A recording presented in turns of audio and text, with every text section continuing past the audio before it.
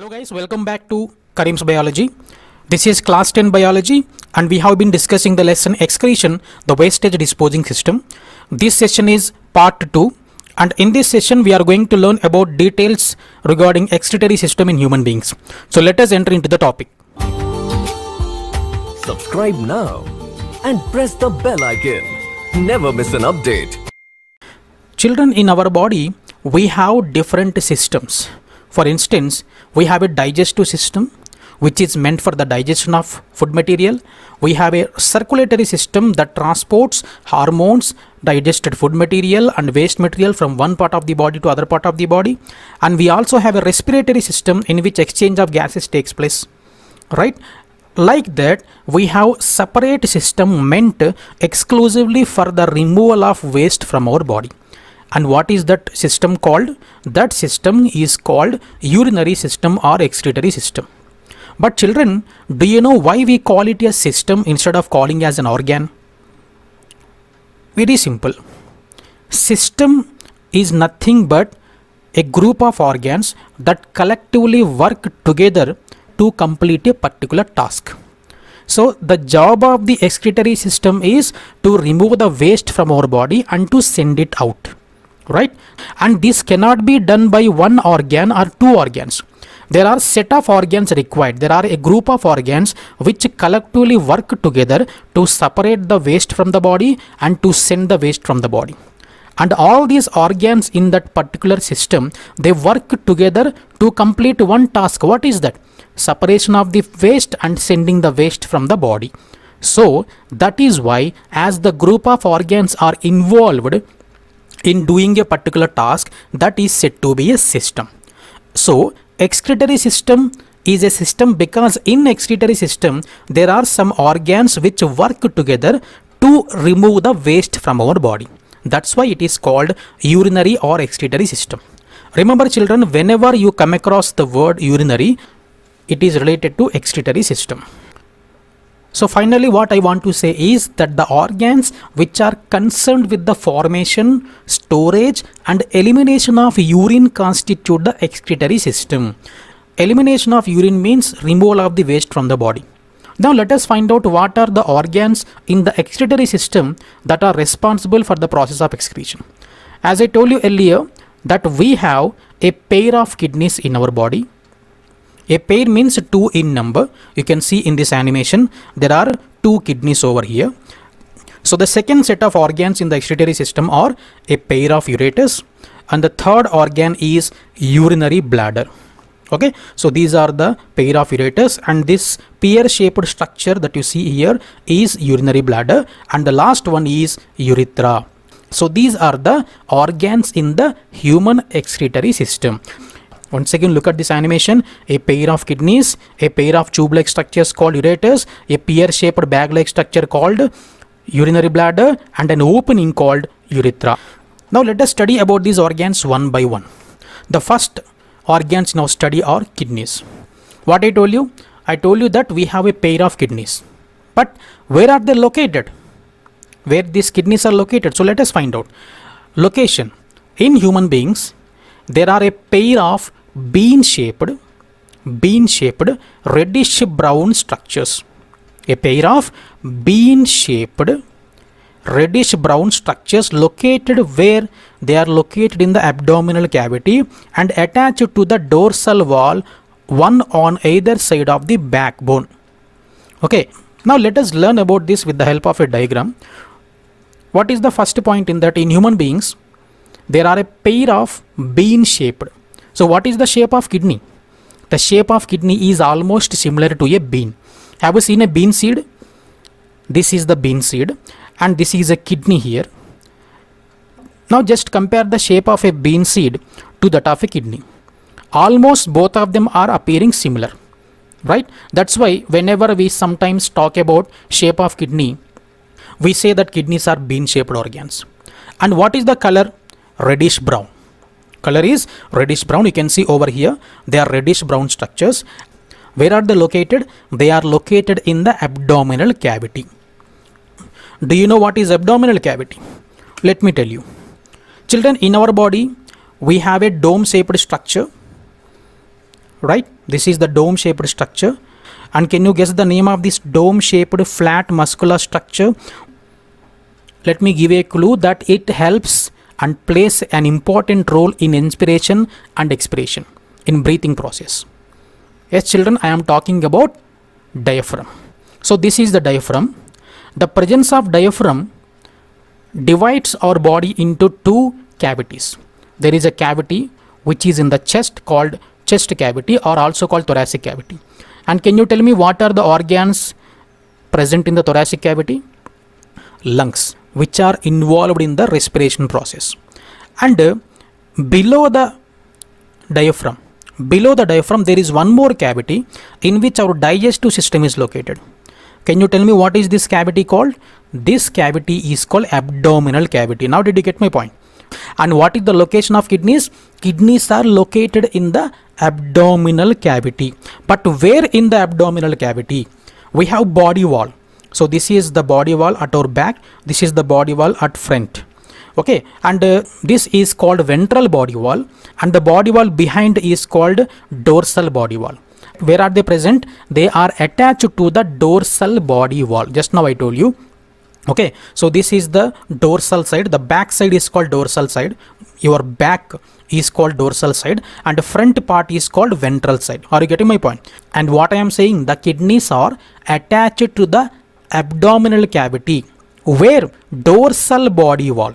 It is attached to the dorsal side of the abdominal cavity, right? That means here, this is the dorsal side. They are attached to the abdominal cavity, right? So this is the animation which explains about the location of kidneys. Okay, so they are present in the abdominal cavity and attached to the dorsal body wall and present on either side of the backbone. I think that you knew the meaning of backbone, vertebral column. And where are the kidneys? They are attached to the dorsal body wall. You can see in this picture very clearly, attached to the dorsal body wall on either side of the backbone. So this is the backbone and they are on either side of the backbone, right?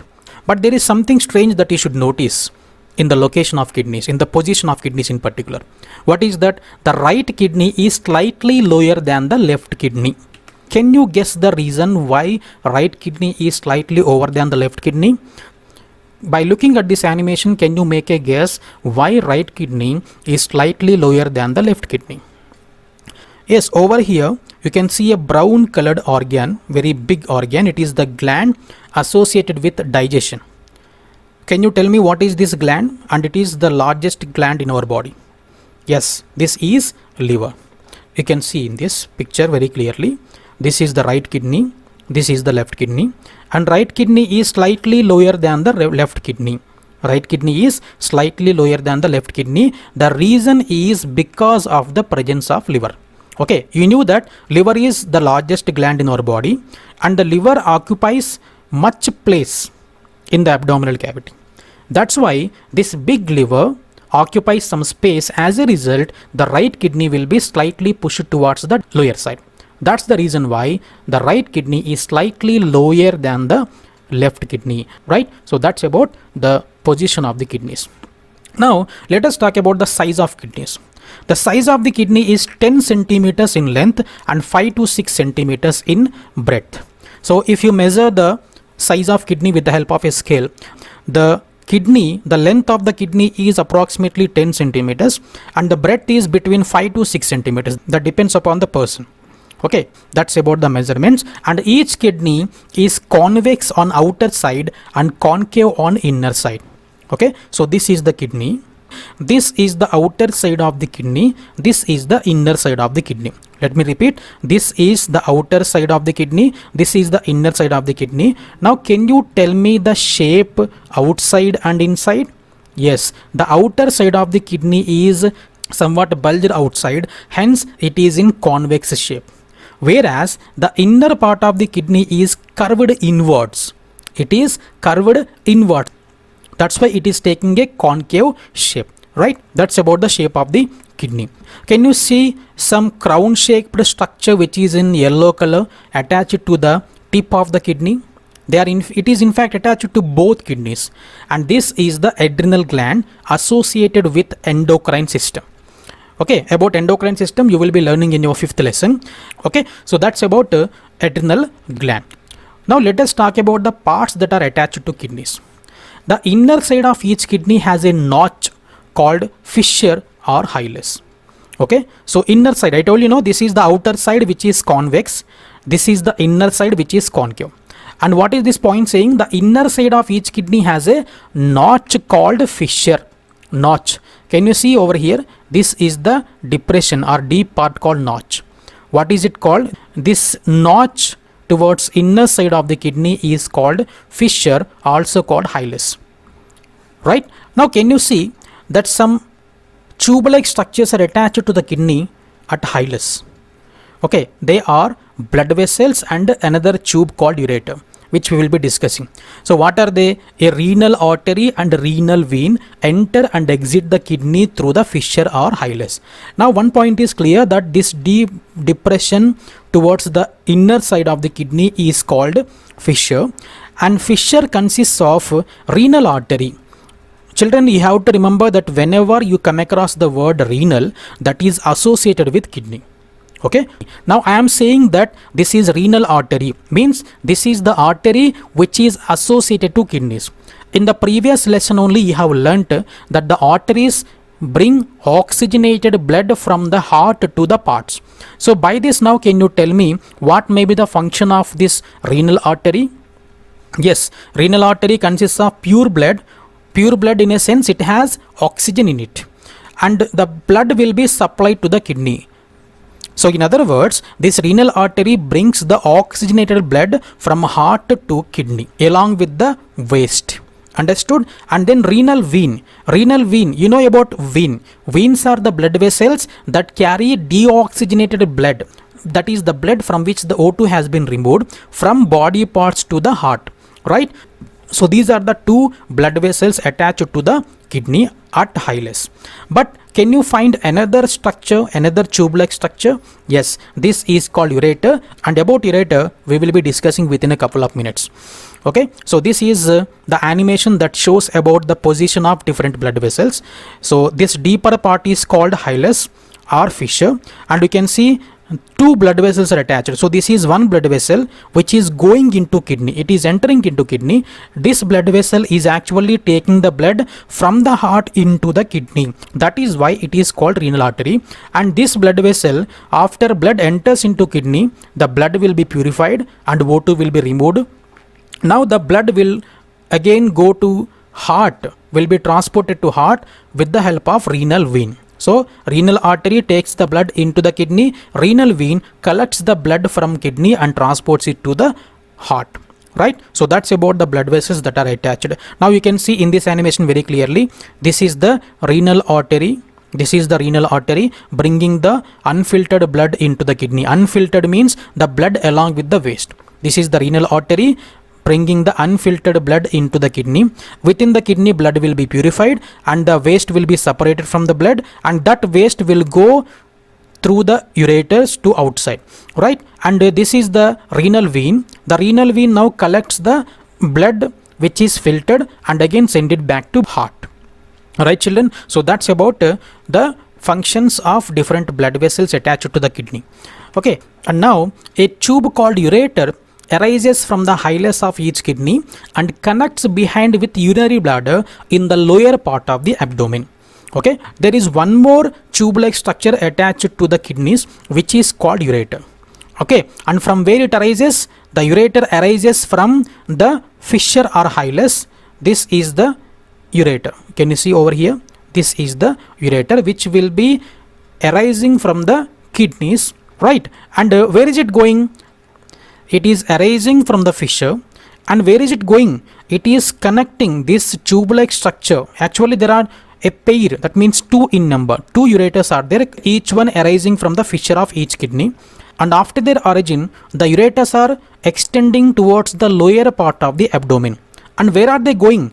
They are going to lower part of the abdomen and they are connected to a pear-shaped organ, right? It is the pear-shaped organ called urinary bladder. Okay, so that is about ureter.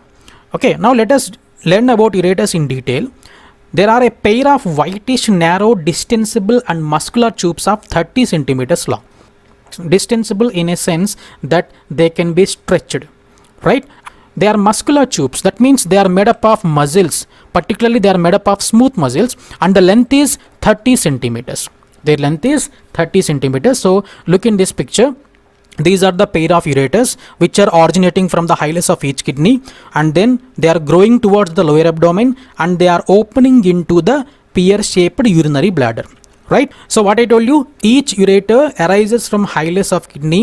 It moves downwards and obliquely opens into urinary bladder. Obliquely means not vertical, not horizontal. That means slanting. Okay, you can see they are originating from the hilus and they are moving downwards, growing downwards, and obliquely, slantingly they are opening into urinary bladder. Right? The front end of ureter is somewhat expanded into kidney and is called pelvis. Okay, see the front part of the ureter, that is the beginning of ureter, and can you observe it is wider. At its origin the ureter is wider. The wider part of the ureter is called pelvis. When the ureter is wider, it appears in the form of a basin or cup. That's the reason why it is called pelvis, because in Latin pelvis means basin or cup. Okay, and not only that, the other end of the ureter. Children, did you notice any difference in diameter at the origin and also at the end of ureter? Yes, just now we have seen that at its origin the ureter is wider in the form of a cup, so it is called pelvis, whereas at its end, the point where it opens into the urinary bladder, it is narrow, it is not that much wider as compared to the first part, right? Okay, now let us discuss about the function of ureters. The function is they carry urine from the kidney to the urinary bladder through the process called peristalsis. I hope that you have learnt about peristalsis in your first lesson. Peristalsis is a process in which there will be wave-like motion of muscles, and because of that the bolus will be carried from the mouth to stomach through the esophagus. The same type of peristalsis may also be seen in the ureter, and with the help of that peristalsis in the smooth muscles of ureters, the urine that is formed in the kidneys will be transported to urinary bladder. The openings of the ureters into the bladder somewhat projecting and act like valves to prevent the backflow of urine when the bladder contracts to pass out urine. The narrow end of the ureter somewhat projects into the urinary bladder, and there itself it acts as a sphincter. It acts as a sphincter and it prevents the backward flow of the urine. Okay, that is about ureters. Now come back to urinary bladder. What is urinary bladder? Urinary bladder is a median, pear-shaped and distensible sac that occurs in the pelvic part of the abdomen. What is it? It is a median. Median means it is located at the middle. Pear-shaped, pear fruit. You know about pear fruit. You can see here. The shape of this urinary bladder is almost like pear fruit. So it is pear-shaped and distensible. Distensible means it can be stretched. Okay, so that's why it is distensible sac, and that occurs in the pelvic part of the abdomen. Pelvis, you know about pelvis, they are the part of the skeletal system where there are flat bones at the hip. Okay, these fused flat bones at the hip are called pelvis. So near this pelvic part the urinary bladder is located. That's about the location of the urinary bladder. Then what is the function? The function is it stores the urine brought by two ureters. The storage capacity of urinary bladder is nearly 300 to 400 ml, and up to 300 to 400 ml it can carry the urine. If the amount of urine becomes more than 400 ml, then that urine will be excreted out through the urethra. Right? That's about urinary bladder. And last part of the excretory system is urethra. Urethra is a tube which is 4 centimeters long in females, whereas in males it is 20 centimeters long. Okay. Function. Now let us see the function. The function is it takes the urine from urinary bladder to outside. Right? I told you no, it will be stored in the urinary bladder, and the urine that is stored in the urinary bladder will be sent out with the help of a tube-like structure called urethra. Okay, actually urethra passes through the penis in males.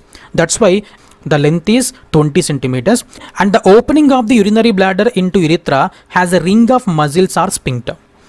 This is urethra, this is the opening of urethra, this is the urinary bladder. This opening, at the place of opening of the urinary bladder into urethra, there are ring of muscles called sphincter muscles, and they control closing and opening of the urethra, so that we can regulate micturition. Micturition means sending the urine to out. Okay, and there is one other strange thing you have to notice, that in females its opening is separate, but in males the urethra in males is the common passage. That means through the urethra, urine will be sent out, and the same urethra will be used for sending the sperms or male gametes. Okay, male gametes are formed in the reproductive parts called testis.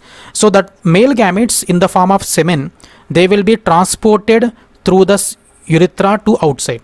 That's why it is named as urinogenital duct, because it is responsible for passing of urine and also for passing of male gametes, which are sperms. That's why it is called urinogenital duct. Okay children, so that's about urethra. Thank you for watching. In my next session I will explain about the structure of kidneys. Okay children, I will see you in my next session.